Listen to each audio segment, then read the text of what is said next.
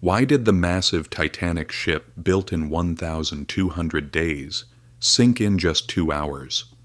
Have you ever wondered?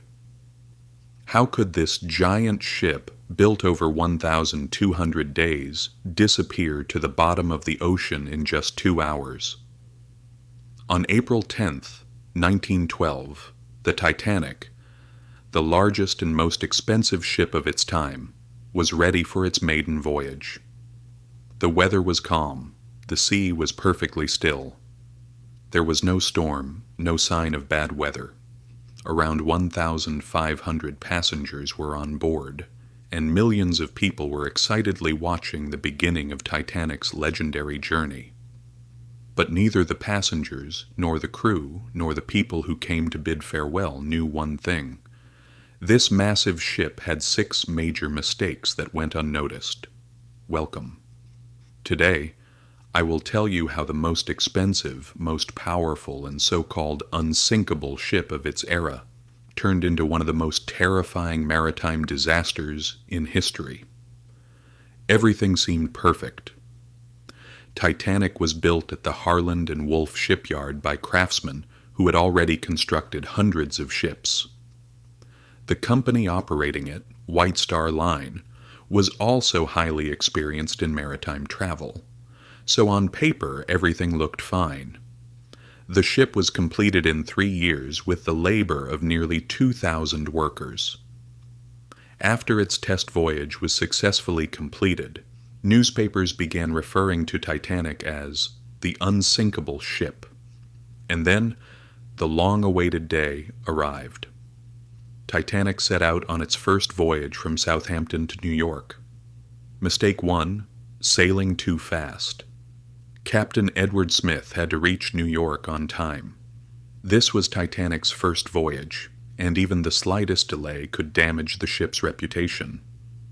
For this reason, the ship began traveling at a very high speed, right from the start. Mistake 2: ignoring iceberg warnings. On the night of April 14th, nearby ships sent Titanic multiple warnings about icebergs. However, these messages were either delivered late or not delivered at all. Most of the crew was busy attending to elite first-class passengers, and Titanic continued moving straight into danger.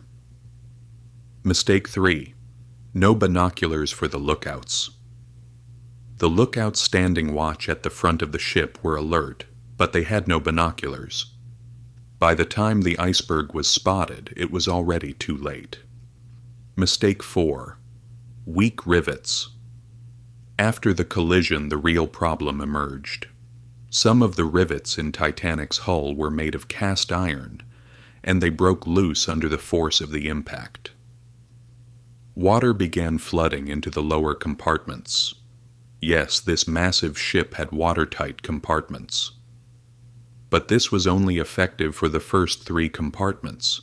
When water reached the 4th, everything was over.